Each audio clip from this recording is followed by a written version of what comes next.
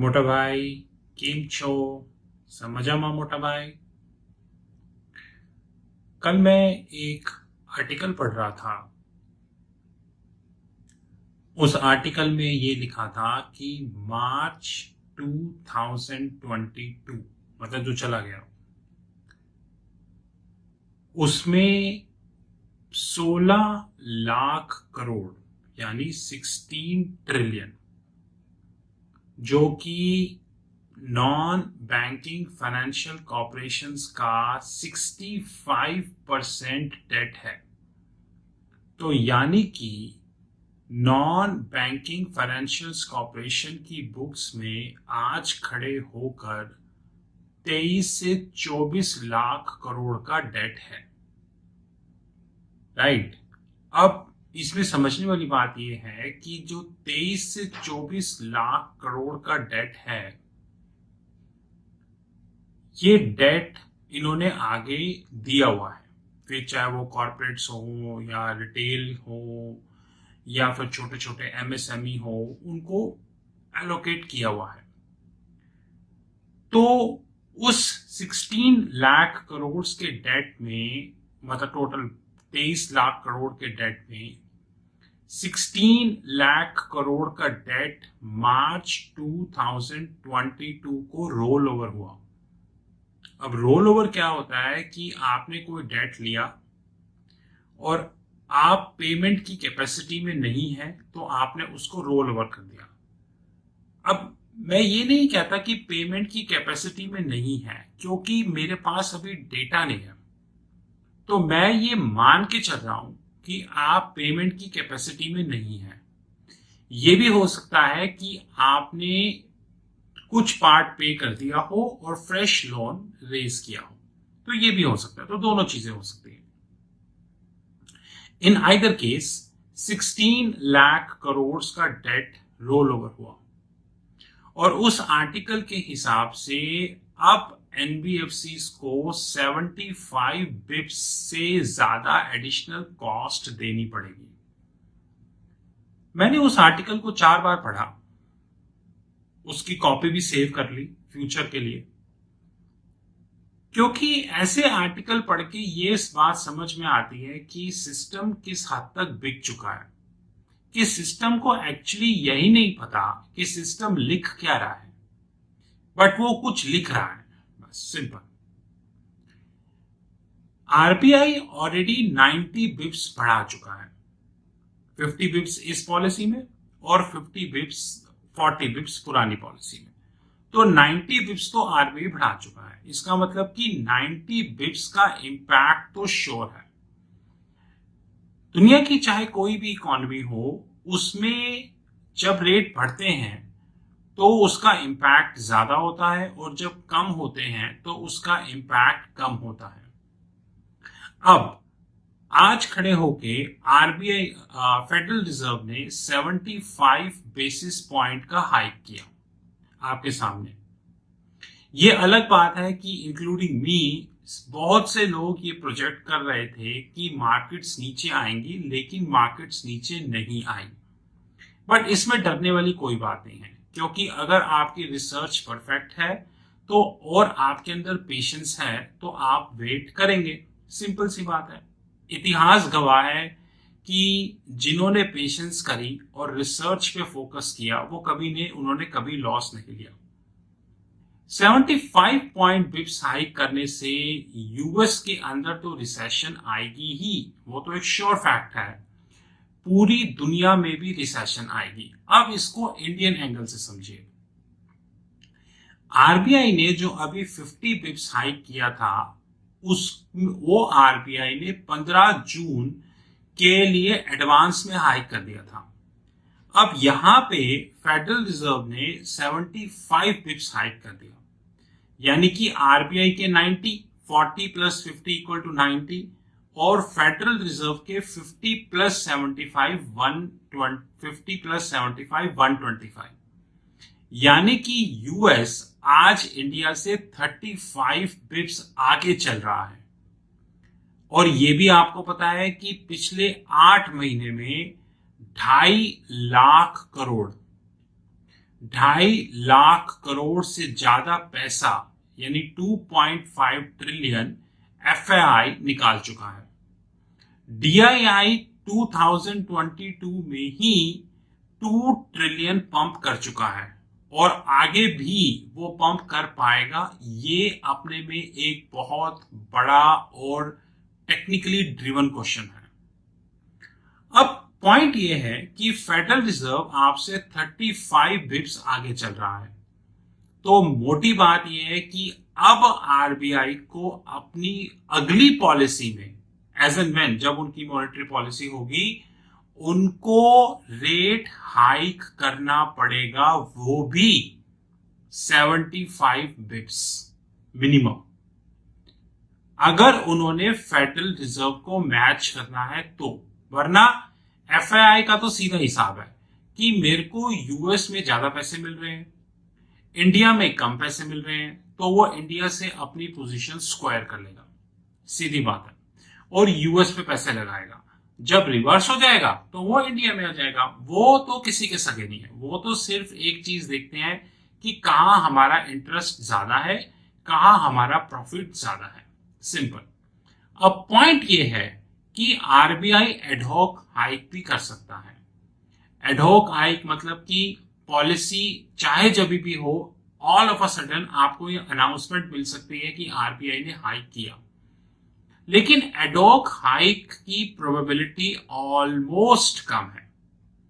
अब इसके कॉन्सिक्वेंसेस क्या होंगे? इसके 3 बड़े कॉन्सिक्वेंसेस होंगे जिसपे आज कोई भी बात करने को तैयार नहीं है। कॉमन सी बात है। पहला, भारत सरकार की किताबों में जितना भी डेट है, फिर चाहे वो करंट गवर्नमेंट का हो या पुरानी गवर्नमेंट का हो या जिस भी गवर्नमेंट का हो, कीप द पॉलिटिक्स असाइड, उस डेट की जो रीफाइनेंसिंग कॉस्ट है वो सीधे ऐसे, क्योंकि आपने रेट बढ़ाया 90 बिप्स, फेडरल रिजर्व ने रेट बढ़ाया 125 बिप्स, अब आपको मैच करना पड़ेगा। जब आप मैच करोगे तो कॉस्ट सीधे ऐसे, इसे हमारी भाषा में बोला जाता है revenue deficit. Now revenue deficit होता है कि सरकार अपनी संस्थाएं जैसे कि रेलवे और वगैरह वगैरह से जो भी इनकम कमाती है, प्लस जो भी उनको टैक्स का इनकम आता है, वो इनकम में अगर ये इंटरेस्ट कॉस्ट, जो हमारी भाषा में बोलते हैं फाइनेंस कॉस्ट, अगर फाइनेंस कॉस्ट हटा दी जाए तो फिर भी वो नेगेटिव होता है। इससे रेवेन्यू डेफिसिट पे जबरदस्त स्ट्रेस पड़ेगा, और वो भी लॉन्ग टर्म के लिए। अब इसमें एक सबसे टेक्निकल चीज ये होती है कि जब इंटरेस्ट रेट बढ़ते हैं तो लॉन्ग टर्म कर्व्स ज्यादा स्टीप हो जाते हैं, जबकि शॉर्ट टर्म कर्व्स। अब यहां क्वेश्चन ये है कि इंडियन गवर्नमेंट के पास लॉन्ग टर्म लायबिलिटी भी है, मीडियम टर्म लायबिलिटी भी है और शॉर्ट टर्म लायबिलिटी भी है, यानी कि इंडियन गवर्नमेंट को तीनों जगह हिट लगेगा, शॉर्ट टर्म, मीडियम और लॉन्ग टर्म। अब वो प्रोपोर्शन कितना है वो आरबीआई का डेटा में जाके चेक करना पड़ेगा, उस पर मेरी रिसर्च अभी चल रही है, तो नो आंसर, लेकिन हिट होगा, दैट इज फॉर श्योर।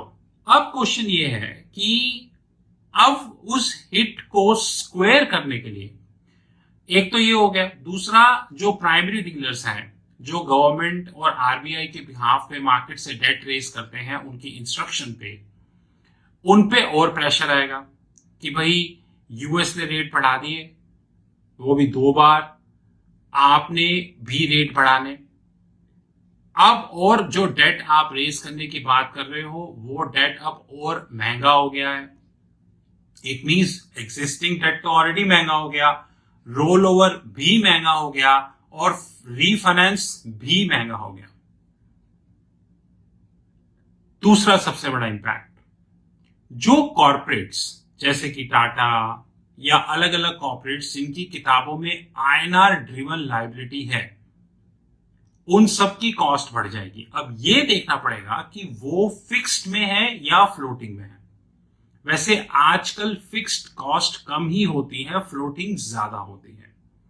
तीसरा, जिन कॉर्पोरेट्स की किताबों में डॉलर का डेट है और उन्होंने स्वैप किया हुआ है, उनकी स्वैप की कॉस्ट बढ़ जाएगी।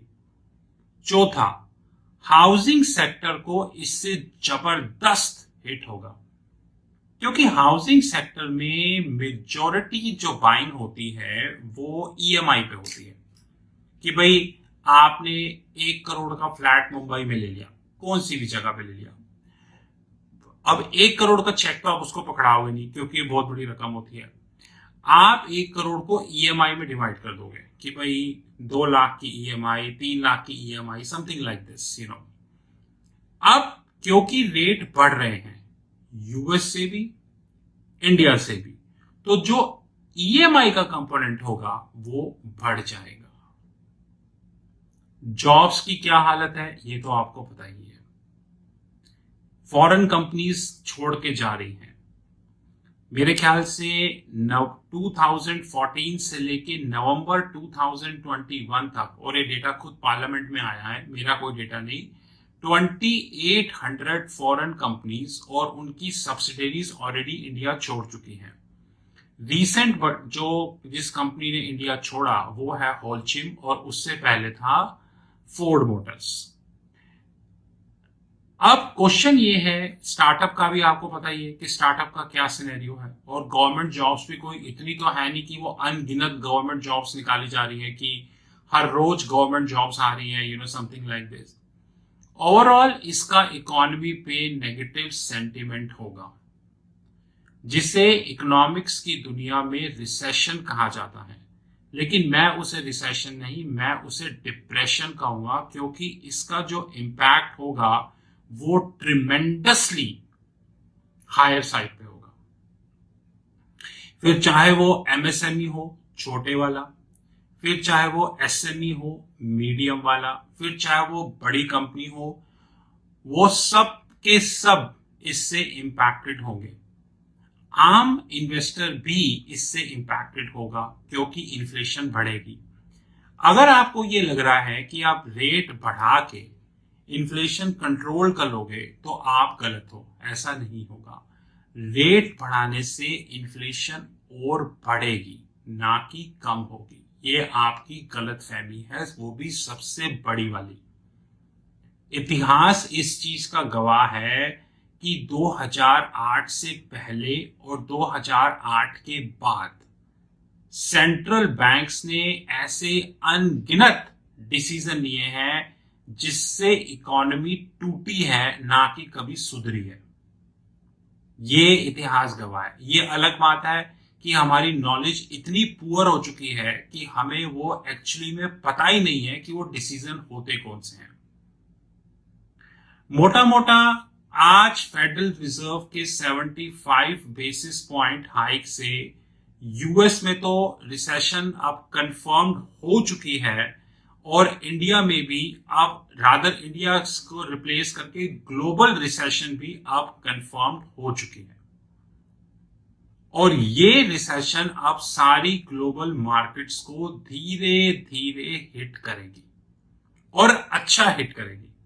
इसका इम्पैक्ट सब्सटैंशियल होगा, और उसको हल्के में लेने की जरूरत नहीं है। इसमें हर आदमी फंसेगा, फिर चाहे वो छोटा हो, मीडियम स्केल का हो या बड़ा हो। बाकी अधिक जानकारी के लिए आप हिंदी मीडिया से संपर्क करें, क्योंकि वहां पे ज्यादा एक्सपर्ट्स बैठते हैं। मेरी नॉलेज तो आपको पता ही है। दिस इज राहुल मगन फ्रॉम ट्रेजरी कंसल्टिंग ग्रुप।